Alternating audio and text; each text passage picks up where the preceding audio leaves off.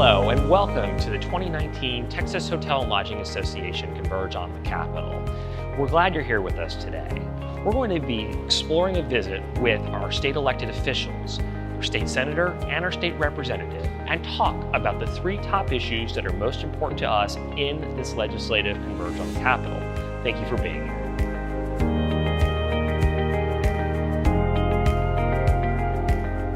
Senator Brian Sullivan, Texas Hotel and Lodging Association. Thank you for having us. You're very welcome. Nice to meet you, Brian. Hey, Senator. I'm Justin Bregel. I own the best Eastern Hotel in Springtown in the district. It's a real pleasure to be here. Here's my card. Thank you so much, Justin. Thanks for having us. Thank you for coming. Well, Senator, we really appreciate your time. We know how busy it is here in the building for you, especially this time during the session. And so thank you for the opportunity to meet with you and talk about some of our issues. Absolutely. It's always great to see constituents from my district. Yes, indeed. Now, Senator, if you don't mind, I wanted to give you a packet of information. Some of the issues are in there we'd like to talk with you about today, if that's okay? Yes, absolutely. So if you open up that packet, Senator, what you'll see on the first page is actually some statistics that are relevant to your district specifically. I wanted to kind of highlight just a few of those to get started. Great. So first, as you see, tourism in your district, just in your area alone, when we're talking about generating state taxes on an annual basis, tourism in your area generates $29 million every single year in the district. Local tax revenues amount to almost $21 million on an annual basis. And of course, another very important number is the employment number, that being 4,400 jobs supported just in your district by tourism alone. So, Senator, we very much are proud of those numbers and are proud of what our industry does in your district and also across the state entirely. Very impactful, for sure. Well, thank you very much. And Senator, because we know your time is precious, there are really three issues that we wanted to speak with you about today. If you don't mind, we can kind of take those one at a time. Yeah, that sounds great. So the first issue has to do with the full funding of tourism promotion in terms of advertising and promoting Texas all over the world. That's our first issue. The second issue is preserving the dedicated nature of local hotel tax revenues. And the final issue is with regards to the uniform school start date here in Texas. Okay. So we'll go ahead and start with the first issue then, the full funding of tourism promotion.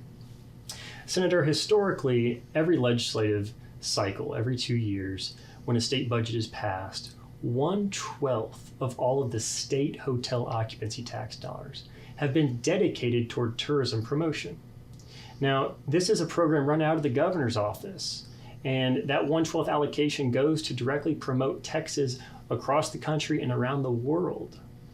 Now, unfortunately, what happened is that last legislative session, that allocation was cut in half to where the funding for tourism promotion now is at a half funding level. Now, the really unfortunate thing is that as a result of that funding being cut, we have seen inquiries and tourists and potential visitors to our state trying to get information about what to do in Texas. We have seen those things drop by 50%. Wait, so you're telling me that when we cut the budget by half, we saw half the inquiries as well? That's correct, Senator. It's been a very closely tied number. Now, interestingly enough, though, what we have seen and what we do know as well is that for every dollar that the governor's office uses to brand Texas to other states and around the world, we see $8 come back to the state by way of state tax revenues. One day? An 8-to-1 return on the investment, 8-to-1 ROI.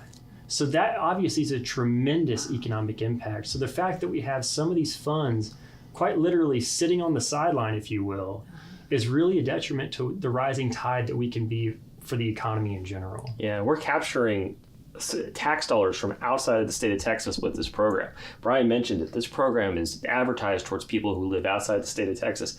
We're bringing money to Texas with this program, to the district, to my hotel, and other businesses that you represent. Well, I definitely want to support that.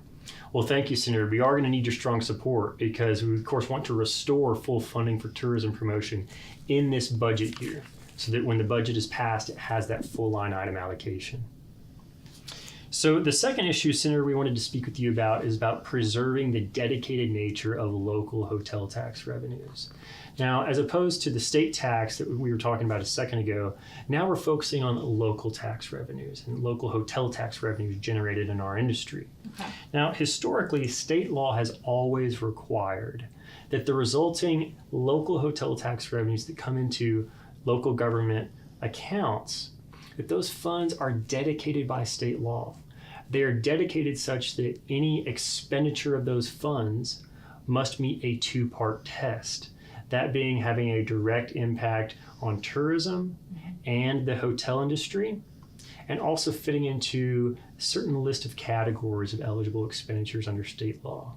Sometimes we see legislation offered here at the Capitol that seeks to change the dedicated nature of those funds. Now, because we know of the resulting economic impact, that leveraging these dollars for the purposes that have been outlined in state law for many, many years, we know that that impact is so tremendous. We would ask for your support in opposing any attempts to change the dedicated nature of these local tax revenues. And so how long has this tax revenue, this dedicated tax revenue been in place? Senator, in fact, since the inception of the authority for cities and counties to levy hotel taxes in the first place, dating back to the late 1960s. The law was set up so that these funds are dedicated, and that's been that way from the very get-go. Gotcha. And what's the typical rate that you'd see local? Well, Senator, when a guest comes to a Texas hotel and they stay, typically they're going to pay a 6% state hotel tax unless they qualify under some sort of exemption. And in a local community that levies a tax, it's usually a 7% rate at the local level. Okay. And that goes directly back to the tourism and hoteliers in the district. Well, it goes back to have an economic impact that does affect our industry because the dedicated nature of the funds requires that the expenditure of those tax dollars have some impact on the industry that generated Okay. it. Yeah, the city and the county spend that tax revenue that the guests pay, and then the city and county uses that money to promote tourism and hotel activity. Okay, to bring more people to your To bring hotel. more people to my hotel, that's right. Great. So, Senator, those are the first two issues. I believe my colleague Justin wanted to speak with you about the third. Yeah, so Senator, I know you have a young son. Has he started public school yet? He is not. We start later this year. Okay, well, and when he starts, you may notice that the school start date is earlier than it used to be. Almost 20 years ago, there was a change in state law that provided for a uniform school start date for all public schools in the state of Texas. That uniform school start date is the fourth Monday in August. Okay. Well, in 2015, in the school finance bill, there was a change made to the uniform school start date via a waiver program. That program is referred to as Districts of Innovation. Basically, what happens is that school districts can apply for a waiver as a District of Innovation to have an exception to the uniform school start date.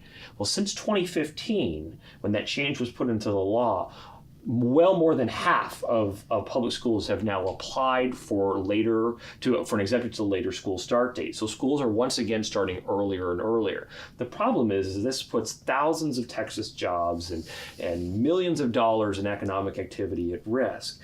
Without a full summer travel period, the tourism industry is greatly impacted. It costs more to cool school buildings in the summertime as a result.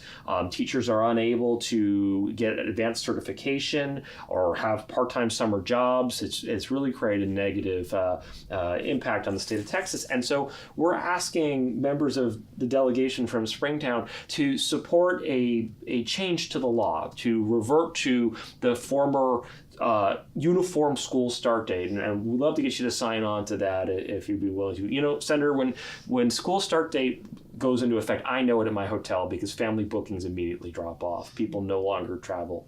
We still get the business travel, but we're dependent on the weekend business from families. They want to come to the water park in town. They want to go to the museum, and we really feel it when that school start date goes into effect. Oh, I understand. And, I have a lot of teachers in my district, and what is their feeling on later school start date? Well, we find that usually the teachers and teacher groups are supportive of a uniform school start date. I mentioned before about teacher certification and jobs that teachers can hold during the summertime. We find that's typically the case, that the teachers appreciate a uniform school start date as well, just like families do. Right. Okay. Well, thank you for this. Senator, obviously we know that your time here is precious and that you are pulled in many different directions at the Capitol. There are a lot of issues.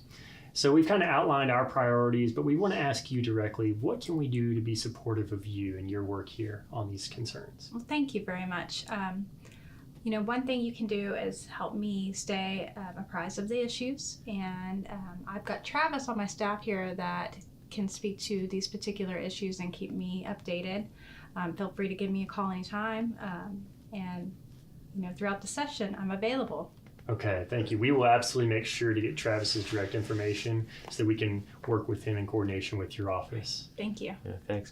And when the session's over, I know it's busy now, but when session's over and you're back in the district, we'd love for you to stop on by the hotel, and we'd show you take you on a tour and show you the new renovations we've undertaken, and maybe introduce you to some of our staff. We've had staff on board for over a decade now, and I know they'd love to meet their senator, just like we had the opportunity today. So if you have the opportunity, come on by. Thank you. That'd be really great, Justin. Great. Thank you. Well, thank you very much for your time, Senator. It's really been a pleasure. We appreciate all you do for us in the industry. Well, thank you, Brian. Absolutely. Thank you, Justin.